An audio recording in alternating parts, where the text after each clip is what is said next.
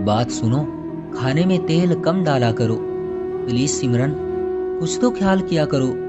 मुझे जॉब भी नहीं मिल रही है, हालात बहुत खराब हैं।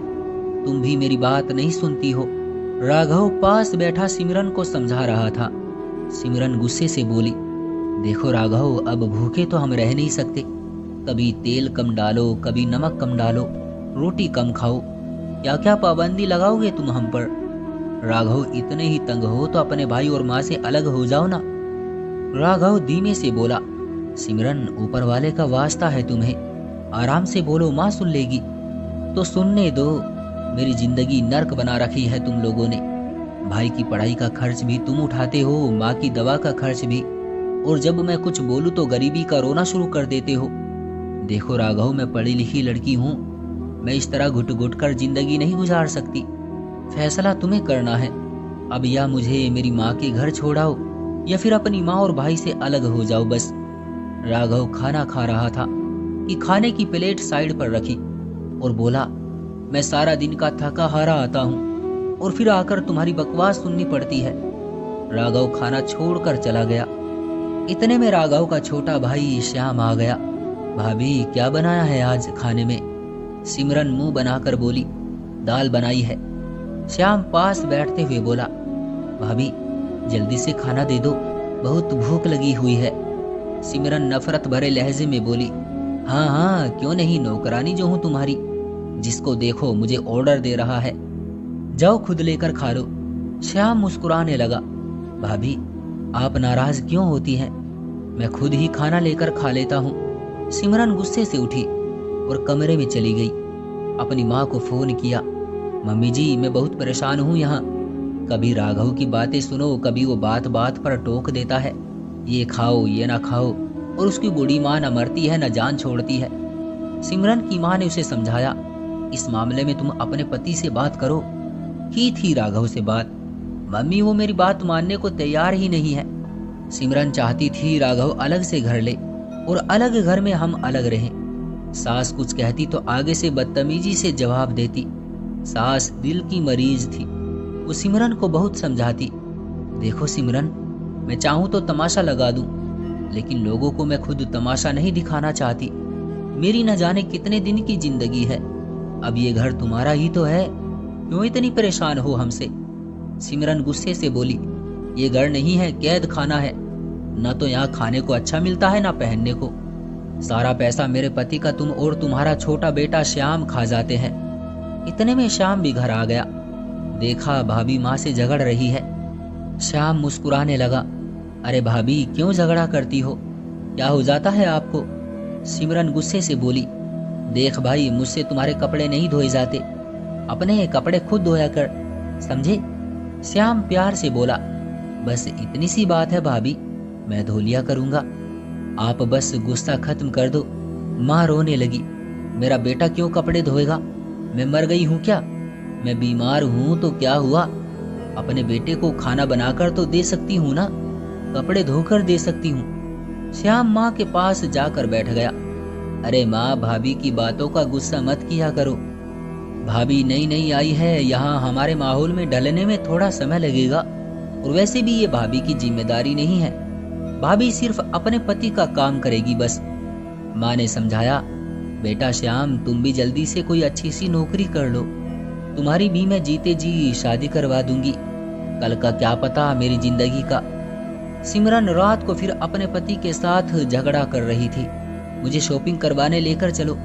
राघव समझा रहा था, अरे कुछ दिन इंतजार कर लो, मेरी जॉब कंफर्म हो रही है, फिर जो कहोगी ला दूंगा।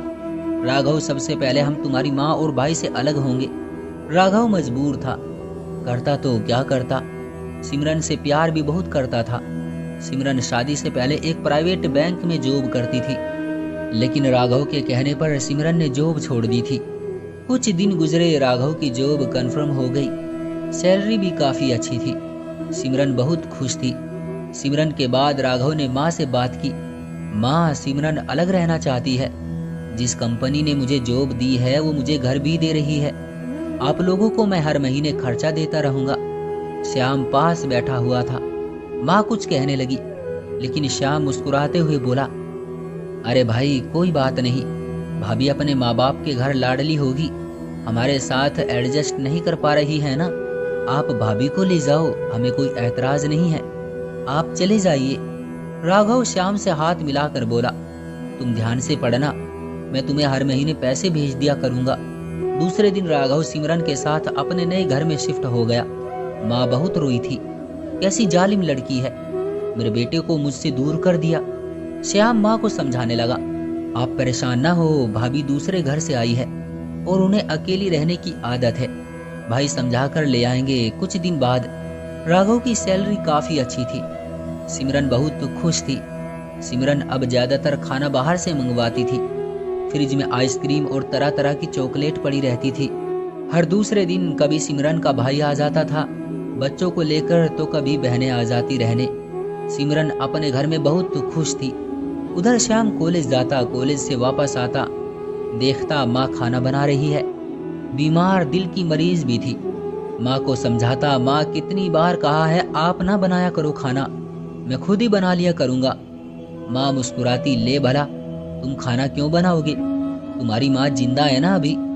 उस रात अचानक माँ की हालत कुछ खराब हो गई। श्याम बड़े भाई राघव को फोन करता रहा। राघव सोया हुआ था। सिमरन ने मोबाइल देखा, गाली देकर बोली, इस मनहूस को क्या मौत पड़ गई जो इस वक्त फोन कर रहा है। मोबाइल ऑफ करके साइड पर रख दिया और सो गई। श्याम खुद अपने एक दोस्त की मदद से माँ को अस्पताल ले गया। माँ को दिल का दौरा पड़ा था। डॉक्टर्स श्याम से कह रहे थे, आपको कितनी बार कहा है खुशहाल माहौल में रखा करो अपनी माँ को, ये कुछ ज्यादा ही टेंशन लेती है, इसलिए ये हालत रहती है इनकी। अब श्याम क्या बताता माँ को कौन सा दर्द खाए जा रहा है। दूसरे दिन जब राघव को पता चला माँ अस्पताल में है, दिल का दौरा पड़ा है, जल्दी से अस्पताल पहुंचा। श्याम से झगड़ने लगा, मुझे बताया क्यों नहीं माँ की हालत खराब है। श्याम प्यार से कहने लगा, भाई मैंने कॉल की थी लेकिन आपने कॉल अटेंड नहीं की थी, फिर नंबर बंद आ रहा था आपका। राघव माँ के पास आया, माँ आप क्यों नहीं अपना ख्याल रखती। माँ प्यार से बोली, अरे मैं बिल्कुल ठीक हूँ मेरे बच्चे। श्याम एक गिलास में जूस डालकर माँ को देने लगा। माँ प्यार से बोली, श्याम बेटा अपने भाई को एक गिलास जूस दे दो, देखो क्या हालत बनाई हुई है, कितना कमजोर हो गया है ये। हाय माँ, माँ आखिर माँ ही होती है। मौत से लड़ते समय भी उसे अपने बच्चों का ही ख्याल होता है, लेकिन कौन समझे। राघव फिर घर चला गया। सिमरन, माँ की तबीयत ठीक नहीं है, कुछ दिन माँ को यहाँ ले आते हैं। सिमरन मुंह बनाती हुई बोली, राघव मुझसे सेवा पानी नहीं होती, मैं अपनी माँ के घर जा रही हूँ, कल आप अपनी माँ को ले आना यहाँ। इधर श्याम माँ के इलाज के पैसों के खातिर पार्ट टाइम जॉब करने लगा था। उसने भाभी की वजह से माँ को राघव के घर भी नहीं जाने दिया था। वो अपने और माँ के कपड़े खुद धोता और खुद खाना बनाता, बर्तन वॉश करता, झाड़ू पोछा सब कुछ करता, लेकिन बड़े भाई और भाभी पर अब बोझ नहीं बनना चाहता था। आज श्याम ने बहुत हार्ड काम किया था, हाथों पर छाले पड़ गए थे। रात को घर आया, माँ के पैर दबा रहा था। ईमान ने महसूस किया आज श्याम जोर से नहीं दबा रहा। माँ ने पूछा, बेटा ठीक तो है ना। श्याम मुस्कुराने लगा, हाँ माँ मैं बिल्कुल ठीक हूँ। माँ समझ गई थी, थक गया है श्याम। माँ कहने लगी, जा बेटा जाकर सो जा। श्याम चारपाई पर लेटा और सो गया। जब श्याम सो गया, माँ उठी, देखा हाथों पर जख्म थे। श्याम के माँ हाथ चूम कर रोने लगी, हाय मेरे बेटे, माँ सदके जाए, ऊपर वाला तेरी सब मुश्किल आसान करे। माँ को बेटे का इतना दुख लगा कि वो दर्द बर्दाश्त न कर पाई और एक बार फिर दिल का दौरा पड़ने से चल बसी। माँ को राघव की जुदाई का गम खा गया था। श्याम सुबह को उठा, माँ ऊंधे मुंह जमीन पर पड़ी थी। बहुत आवाज दी माँ को, लेकिन अब माँ कहाँ वापस आने वाली थी। माँ के जाने के बाद श्याम बहुत अकेला हो गया था। उधर राघव ने सिमरन को कहा, श्याम बेचारा अकेला रहता है, उसे अपने साथ रख लेते हैं। पहले तो सिमरन ने मना कर दिया, फिर राघव की जिद पर सिमरन मान गई। श्याम का हाथ पकड़कर बड़ा भाई अपने साथ अपने घर ले गया। श्याम जाना नहीं चाहता था। भाई जब माँ को साथ नहीं रखा था तो मैं क्यों रहूं। राघव ने माँ का वास्ता दिया। श्याम मान गया, साथ चला गया। भाभी को नमस्ते किया, लेकिन भाभी ने सीधे मुंह से बात तक नहीं की। भाभी खाना बनाती लेकिन श्याम खाना बाहर से खाता। राघव ने बहुत समझाया, श्याम ऐसा ना किया कर, खाना घर खाया करो। श्याम मुस्कुराया, भाई मैं भाभी की जिम्मेदारी नहीं हूँ। सिमरन तो खुश थी, भाड़ में जाए, नहीं खाता तो अच्छा है। एक दिन श्याम कपड़े धो रहा था, सिमरन की बहन आ गई। श्याम को देखकर मुस्कुराने लगी। श्याम तुम कपड़े खुद धो रहे हो? श्याम भी मुस्कुराकर बोला, इंसान को अपने काम खुद करने चाहिए। सिमरन ने बहन को आवाज दी, आजा छोटी, किस मुफ्तखोर के मुंह लग रही हो। श्याम चुप रहा। भाभी ने बहन के लिए बाहर से बहुत ही ज्यादा खाना मंगवा लिया। आधा खाया और आधा बाहर फेंक दिया। श्याम ने देखा तो उसे बहुत दुख हुआ। भाई बेचारा कितनी मुश्किल से कमाता है और भाभी अपने मायके वालों और अपने दोस्तों के साथ मिलकर अय्याशी करती है। श्याम ने भाभी को समझाना चाहा, भाभी एक बात कहूँ, राघव भाई को मैंने एक पिता की तरह देखा है। वो बहुत दुख देख चुके हैं, बहुत बुरा वक्त झेला हुआ है हमने। पापा के जाने के बाद भाई बहुत मुश्किल से कमाते हैं और आप इस तरह अय्याशी करती हैं। सिमरन को डर था कहीं श्याम राघव को न बता दे कि मैं छुपकर अपने भाइयों को पैसे देती हूँ, क्योंकि एक बार श्याम ने देख लिया था। उसके दिमाग में एक शैतानी आइडिया आया कि श्याम को घर से कैसे निकाला जा सकता है। राघव रात को घर आया, सिमरन रो रही थी, राघव मुझे यहाँ नहीं रहना। राघव डर गया, क्या हो गया है अब?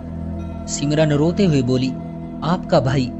राघव हैरत से सिमरन की तरफ देखने लगा, क्या कर दिया मेरे भाई ने? आज मेरी छोटी बहन जब नहा रही थी तो आपका भाई छुपकर उसे देख रहा था। मैंने उसे देख लिया तो वो अब मेरी तरफ भी अजीब नजरों से देखता है। राघव गाली देकर बोला, बकवास ना करो सिमरन। सिमरन रोते हुए बोली, अगर मेरे भाइयों को ये पता चला तो तुम्हारे और तुम्हारे भाई के लिए बहुत बुरा होगा। राघव में झूठ नहीं बोल रही। राघव सिमरन के आंसू देखकर समझ गया, सिमरन सच बोल रही है। श्याम घर आया तो राघव ने श्याम के मुंह पर थप्पड़ दे मारा, कुत्ते इंसान दफा हो जा मेरे घर से, अपनी भाभी पर गलत निगाह रखता है। श्याम समझ गया था भाभी जीत गई है। श्याम भाई की आंखों में देख कर बोला, भाई जिस माँ का दूध आपने पिया है उसी का मैंने भी पिया है। क्या आपको लगता है हमारी माँ की परवरिश ऐसी हो सकती है? राघव ने थोड़ा सा भी नहीं सोचा और पत्नी के झूठे आंसुओं की तरफ देखते हुए श्याम को धक्के देकर घर से निकाल दिया। श्याम रोते हुए घर वापस अपने पुराने घर में आ गया। श्याम बहुत बुरे दिन गुजारने लगा। उधर भाई और भाभी अपनी जिंदगी में अय्याशी करने लगे थे। श्याम बहुत रोता था। फिर एक दिन दोस्त ने बताया, यार पुलिस में सब इंस्पेक्टर की भर्ती आई है, तुम इतने पढ़े लिखे हुए हो, तुम भी अपनी किस्मत आजमा लो। श्याम बोला, यार इस देश में रिश्वत और सिफारिश के बिना कुछ नहीं होता और मेरे पास दोनों ही नहीं है। दोस्त ने जबरदस्ती फॉर्म फिल करवाकर जमा करवा दिया। श्याम का इंटरव्यू हुआ, कुछ टेस्ट हुए और फिर एक दिन श्याम को फोन आया, आपको सब इंस्पेक्टर के लिए सेलेक्ट कर लिया गया है। श्याम को यकीन नहीं हो रहा था। उधर बड़े भाई को ऊपर वाले ने दूसरी बेटी दी थी। श्याम भाई को बताना चाहता था अपनी कामयाबी के बारे में, लेकिन खामोश रहा। 6 महीने की ट्रेनिंग के लिए चला गया, भाई को कुछ न बताया, घर को ताला लगाया और चला गया। उधर सिमरन ने राघव के दिल में उसके भाई के लिए इतनी नफरत भर दी थी कि उसने भी छोटे भाई की कोई खबर न ली। फिर किस्मत ने रंग बदला, उस ईश्वर ने किस्मत का खेल रचा। वक्त की आंधी चली। सिमरन राघव से कह रही थी, अब बाइक बेचकर एक गाड़ी ले लो प्लीज। राघव ने मुस्कुराते हुए कहा, ठीक है, मैं कंपनी से कुछ लोन लेकर गाड़ी ले लेता हूँ। राघव ऑफिस के लिए घर से निकला और रोड पर बाइक चला रहा था कि अचानक एक ट्रक से टक्कर हो गई और मौके पर ही उसकी मौत हो गई।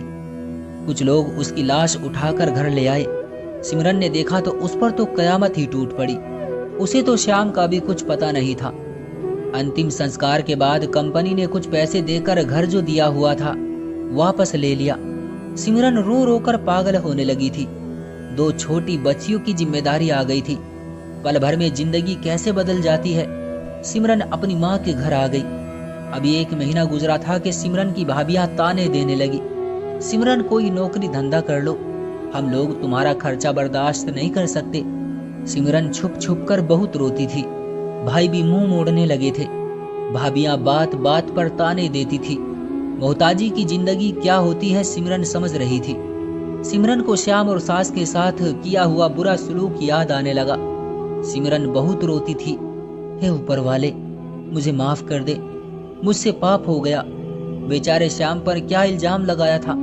भाई ने सिमरन से जान छुड़ाने के लिए एक 50 साल का बूढ़ा देखा और कहा, सिमरन इससे शादी कर लो और अपना घर बसाओ। सिमरन बहुत रो रही थी। भाई जब राघव जिंदा था आप दौड़ दौड़ कर मेरे घर आते थे, मैं आप सबको अच्छी लगती थी, और अब मेरे बुरे दिन आए हैं तो मैं आप पर बोझ बन गई हूँ। भाई बोला, देख बहन, वो तेरी बात ठीक है, मगर मेरी भी पत्नी बच्चे हैं। भाई ये कहकर घर से बाहर चला गया। उधर श्याम पुलिस ऑफिसर बनकर लौट आया था। भाई की मौत का पता चला तो बहुत रोया। भाई की बेटियों को मिलने आया।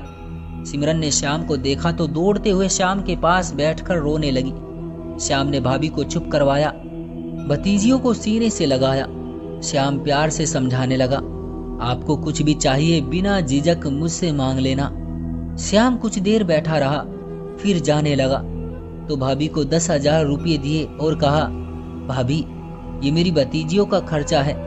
सिमरन रोते हुए उठी और श्याम के आगे हाथ जोड़कर माफी मांगने लगी। श्याम, मुझे माफ कर देना, मैंने तुम पर इल्जाम लगाया था। पर श्याम ने हंसकर कहा, भाभी आप मुझे शर्मिंदा ना करें, मुझे तो कुछ याद भी नहीं है। और फिर वो चला गया। कुछ दिन गुजरे, आज सिमरन की शादी थी। सिमरन रो रही थी कि श्याम आ गया। श्याम ने कहा, मैं अपने भाई की बेटियों को किसी के हवाले नहीं करूंगा, मैं उन्हें अपने साथ ले जाऊंगा। एक आदमी बोला, बेटियां तो माँ के साथ ही रहेगी। सिमरन की माँ बोली, सिमरन अभी जवान है, अकेली कैसे रहेगी, शादी तो करनी ही पड़ेगी, कब तक किसी की मोहताज रहेगी। श्याम ने सिमरन की तरफ देखा, फिर बेटियों की तरफ देखा, फिर सिमरन के नजदीक होकर बोला, आपको ऐतराज ना हो तो मैं आपसे शादी करके बेटियों को और आपको अपने घर ही रखना चाहता हूँ। सब सिमरन की तरफ देखने लगे। सिमरन कुछ देर तो रोती रही, फिर हाँ में सर हिला दिया। श्याम ने सिमरन की मांग में सिंदूर भरकर उसे अपने घर की इज्जत बना ली। वो बूढ़ा जो बारात लेकर आया था वो श्याम को धमकी देने लगा। श्याम मुस्कुराकर बोला, सब इंस्पेक्टर हूं मैं, सोच समझकर बोलना। इधर सिमरन रो रही थी। उसने श्याम के साथ क्या सलूक किया था और श्याम ने सिमरन को एक नई जिंदगी दे दी थी। दोनों की शादी हुई और फिर श्याम सिमरन को घर ले आया। घर आते ही सिमरन एक बार फिर श्याम के कदमों में बैठकर माफी मांगने लगी। श्याम, मुझे माफ कर दो, मैंने तुम्हारे और तुम्हारी माँ के साथ बहुत बुरा किया था। श्याम ने सिमरन को उठाया और सीने से लगाते हुए कहा, सिमरन, आज के बाद आप कभी बीते हुए कल को याद नहीं करोगी। जैसे मैं भूल गया हूँ आप भी भूल जाइए। सिमरन अब बस ऊपर वाले से माफी मांगती है कि हे ऊपर वाले, वक्त कभी भी किसी भी तरफ करवट बदल सकता है, किसी को मेरी तरह किसी का मोहताज न बनाना। तो दोस्तों, ये थी हमारी आज की कहानी। उम्मीद करते हैं कि आपको पसंद आई होगी। आपका क्या कहना है इस कहानी के बारे में, कमेंट करके हमें जरूर बताएं। वीडियो को लाइक करके चैनल को सब्सक्राइब कर लीजिए और साथ में घंटी को दबाकर ऑल पर सेट कर लीजिए ताकि आने वाली वीडियो आपको तुरंत मिले। मुझे दीजिए अगली वीडियो तक इजाजत, तब तक के लिए धन्यवाद।